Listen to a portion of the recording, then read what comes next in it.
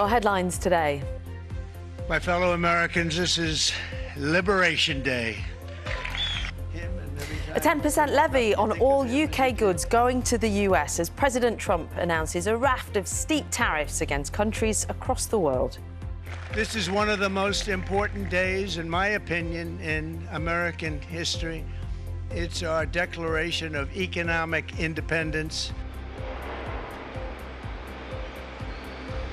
Good morning. I'm at a steel mill in Sheffield where this company sells £100 million worth of stainless steel to the US every year. Already hit with tariffs and now working out what this latest escalation means for them.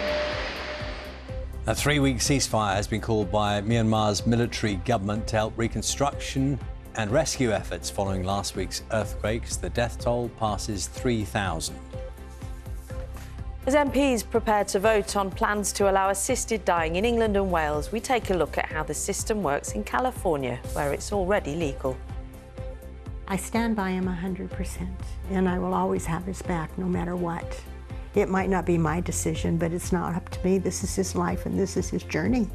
President Trump has announced a broad slate of reciprocal tariffs on foreign goods that enter the U.S., and a move that he called Liberation Day for the country. He outlined a universal baseline tariff of 10% on imports. That is the rate that will be imposed on the UK.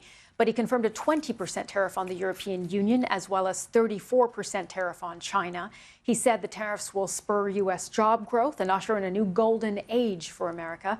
Mr. Trump says his plan is in response to the U.S. being treated unfairly for years. That is a view shared by some U.S. industries, but economists warn that consumers will end up paying much more for goods. Speaking from the White House Rose Garden, President Trump said April 2nd, 2025 would be a day all Americans would remember. Let's have a look at some of the papers for you today on this Thursday morning, many focusing on President Trump's tariffs announcement last night. The Mirror, first of all, reporting the world faces economic war after Mr. Trump unveiled plans to place 10% tariffs on UK goods imported into the US, which will come into effect on the 5th of April. The Daily Telegraph also leading on tariffs, showing a picture of the American president as he revealed his full list of tariffs at the White House last night.